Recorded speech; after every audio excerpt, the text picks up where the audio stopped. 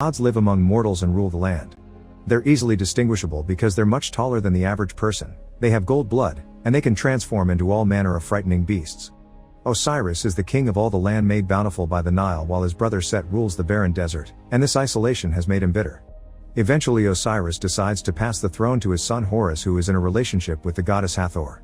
He cares about Hathor so much that he's gifted one of Egypt's greatest treasures, the bracelet of 42 stars, which can keep demons away. On the day of the coronation, everyone comes to the celebration, including every god but also every mortal in the city. This includes Zaya and her boyfriend Bek, a thief that doesn't hesitate to steal fancy things to make his girlfriend happy and perhaps run away together someday. After all the gods have given their regards and mortals have left their offerings, Osiris gives a speech and gets ready to put the crown on Horus. However, they're interrupted by the arrival of Set, who pretends to be here with a gift, but soon he fills the place with his own army. Then he hands Osiris the staff their father had gifted him, asking for a fight because he thinks it's his turn to rule. Osiris refuses to fight his own brother, so Set kills him on the spot and declares himself the new king of Egypt. His first new rule is that not everyone will get to easily go to the afterlife. From now on, mankind will have to pay in riches. Horus won't stand for this, and he immediately begins fighting Set to take revenge on his father. They're both very good warriors with a similar level of skill, so they end up transforming into their metal beast forms to continue the fight in the sky. To help their master, Set's tropes come through and reflect the sun on their shields to blind Horus, giving Set the chance to claim victory and take Horus' eyes. Set is about to kill Horus too, but Hathor comes through and offers herself to him in exchange for Horus' life, thus Horus is exiled instead. 1 year later, most of Egypt has been slaved by Set, and now they lack the money to get an afterlife. Some gods have tried to defeat him to save the kingdom, but they all died, while Hathor keeps playing the part of caring lover to survive. Zaya is a slave to Set's chief architect Urshu, who is in the process of building the tallest obelisk Egypt has ever seen. Bek has been sent to do manual labor, but whenever he has the chance he sneaks into Urshu's office to visit Zaya. One afternoon Zaya shows Bek that Set's army is coming back with spoils of wars, meaning his vault will be unlocked in the evening, and this is the perfect chance for Bek to sneak in and retrieve Horus' eyes. To help him, Zaya steals the pyramid plans from Urshu, replacing them with blank parchments. When night falls, Bek jumps from a roof into the carriage carrying the gold, which is soon thrown into the vault. There, Bek uses the plans to avoid most traps, but he accidentally activates one anyway, and there's a third bridge that isn't on the plans at all. Fortunately, Bek is quick and nimble, so he dodges every attack and reaches the statue guarding one of Horus' eyes. When he grabs the eye, he falls into a pit full of scorpions, but thankfully the light of the eye keeps them away. In the morning, Bek goes to see Zaya again, but Urshu has discovered the switcheroo and is waiting for him with a bunch of guards. Bek uses the eye to blind them all and escapes with his girlfriend, but as they run away in a carriage, Urshu shoots his bow from the balcony and kills Zaya. Moments later they arrive at the temple where Horus hides, and Bek gets attacked by Horus with the staff when he doesn't immediately give him the eye back. Bek promises to do it if Horus revives Zaya, and Horus accepts to try, but his efforts are pointless. She's not hurt, she's already dead, and he can't cure mortality. Horus summons Anubis, the god of death, who takes Zaya's soul to the underworld to be judged. Bek is worried because she won't be able to pay the fee to the afterlife, so after Horus takes back his eye, Bek offers a deal. If Horus comes up with a way to save Zaya, Bek will show him the way into the pyramid to get the other eye. Horus accepts after explaining he may get some extra benefits if he becomes king again, and they take off after hiding Zaya in the temple. Meanwhile, Set's sending his army to attack another goddess stronghold when he learns about the missing eye. By the time Set goes to Horus' temple, his nephew is already gone, but he does find Zaya's body and takes her necklace after sending his men to find Horus. Back to Horus and Bek, they're currently climbing a mountain because Horus can't transform without both eyes and he needs help to defeat Set. Horus prays to his grandfather, the god of the sun, for a blessing that temporarily allows him to transform again and fly with Bek towards the solar divine vessel where Ra lives. Here, Ra's duty is to fight the shadow beast Apophis every day and keep it away from Egypt. Ra refuses to get involved in Set's conflict because he believes in staying neutral where his sons are concerned, not willing to play favorites. However, he does allow Horus to fill a flask with the waters that surround the vessel. Back in Egypt, the last standing rebel gods have retreated behind their walls, so Set takes the chance to visit his ex-wife Nephthys and takes her wings from her. At the solar vessel, Ra temporarily grants Horus some power so he can fly back with Bek, but he loses it as soon as they get closer to the ground and have a rather unelegant landing. Next they need to use the flask of water to kill the desert, which would weaken Set greatly, but first Horus sends Bek to gather some regular water to drink. Near the waterfall, Bek is ambushed by Set's Minotaur army led by Nevis. Fortunately, Horus quickly comes to his rescue and easily defeats them all, but Nevis is only pretending to be dead. He waits for the right moment to push Horus and Bek off the waterfall before fleeing, and the only reason the pair survives is thanks to Horus' staff. Nevis reports back to Set, who kills him for having failed and sends his mighty hunters after Horus. Then Set asks Hathor to take him to the underworld, since she has access there because she used to be counselor to the dead. Hathor pretends she'll think about it, and when she has a free moment, she uses her powers on the sand to make it show her how Horus is doing. When Set finds her, he finally realizes Hathor still loves Horus and she's been lying all this time, so he tries to kill her, but Hathor escapes by opening a portal with her bracelet. At Osiris' tomb, Bek and Horus are pausing their walk back to the city to take a rest. Suddenly, Set's hunters show up riding giant snakes, and it's dangerous for Horus to fight them because he can't stand their venom in his current state. Bek quickly comes up with a plan. He'll run off to serve as bait while Horus hides among the walls, so when the serpent comes closer, he can sneak attack. The plan works and Horus manages to stab the snake, but it doesn't hit its weak spot and now the staff is stuck in the beast's mouth. On their second try, Bek runs for longer and Horus jumps on top of the snake to kill the rider, causing the snake to keep going without direction and fall off a cliff.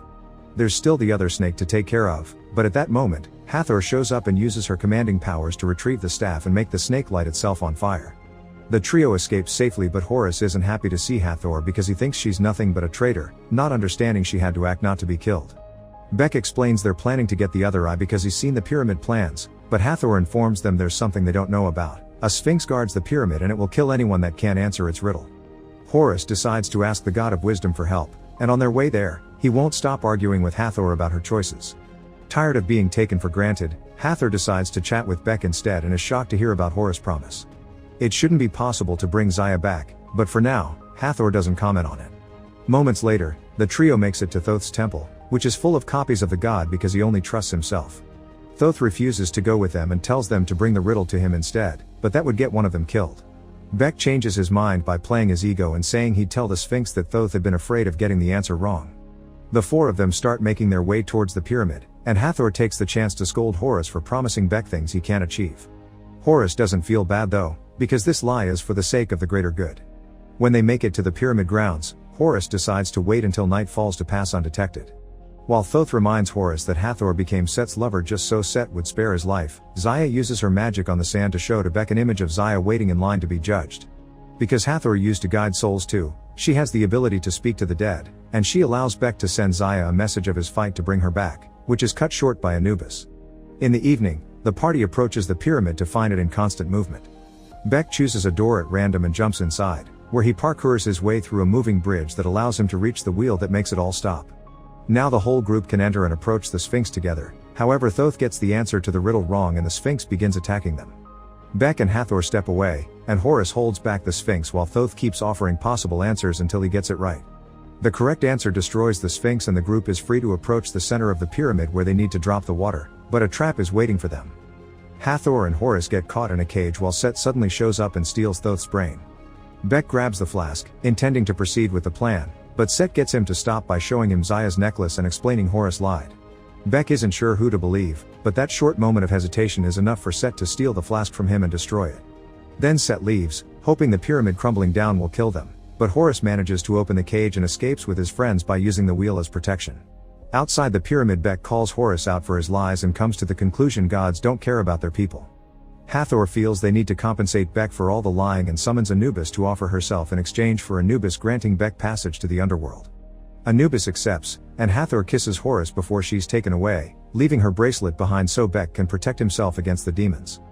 Bek reaches the underworld safely thanks to the bracelet and begins looking for Zaya at the queue in front of the gate where the rich can pay for the afterlife and the poor are dissolved. Meanwhile, Set is making his beast transformation more powerful by adding Thoth's brain, Osiris' heart, Horus's eye, and Nephthys' wings to his magic armor. Then he flies to the solar vessel to take revenge on his father for having exiled him to the desert. Ra explains he's wrong and that he never played favorites, all this has always been a test. He gave Osiris the crown and when the time came, he knew he had to give that power away, so he passed his test. Set was given the desert as a test of patience because Ra wants his son to take over the vessel one day. This enrages Set because he doesn't want to be stuck here, spending his eternity fighting a space worm, and he proceeds to attack his father. Ra retaliates with his solar beam that no god should survive, but Set has the power of multiple gods now and manages to defeat Ra before letting Apophis roam free. In the underworld, Bek finds Zaya and wants to give her the bracelet so she can pay her fee to the afterlife, but they're interrupted by Apophis' attack, which forces Anubis to close the gates for now. Zaya convinces Bek to give Horus a second chance, and Bek uses the bracelet to come back to Egypt, teaming up with Horus again. A carriage sent by Nephthys takes the duo back to the city, where Set shows up with Ra's spear, and while standing on top of the obelisk, he commands Apophis to attack the Nile, which is the source of all life. Horus and Beck kidnap Urshu to make the architect get them inside the obelisk. While Horus makes his way up climbing, Horus and Urshu take the elevator and end up fighting. Their struggle knocks over a torch and the elevator catches on fire, so Beck ties his rope to the wall and jumps off before the elevator is taken over by the fire, falling down as it takes Urshu with it. At the top of the obelisk, Horus finds Set and begins another fight. Set thinks he's winning this, but Horus is just the bait while Beck shows up for a sneak attack.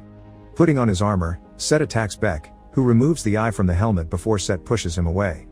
Beck throws the eye at Horus, but the god decides to do the right thing and save Beck instead of the eye. Horus apologizes to Beck for everything before finally transforming into his beast form again, because it's good deeds and not greed that decide your worth. After leaving Beck safely on the ground, Horus goes back to fighting Set inside the obelisk, and by hitting the walls he manages to make the building crumble and hit Set as well. Once Set hits the ground, Horus kills it with Ra's spear. Afterward, Horus flies to the solar vessel and gives Ra his spear back, which instantly heals him with power. Ra wastes no time in fighting Apophis and sending it back the way it came, allowing Anubis to open the gates again. Horus returns to Egypt and receives his other eye from a child that picked it off the ground. Then, Horus checks on Beck, only to discover Set's push had wounded him and the boy dies in front of him. Overwhelmed with grief, Horus takes Beck's body to his temple so he can be next to Zaya. At that moment, Ra shows up and revives the young couple as a thank you to Horus for helping him. A few days later, Egypt is bright with life again.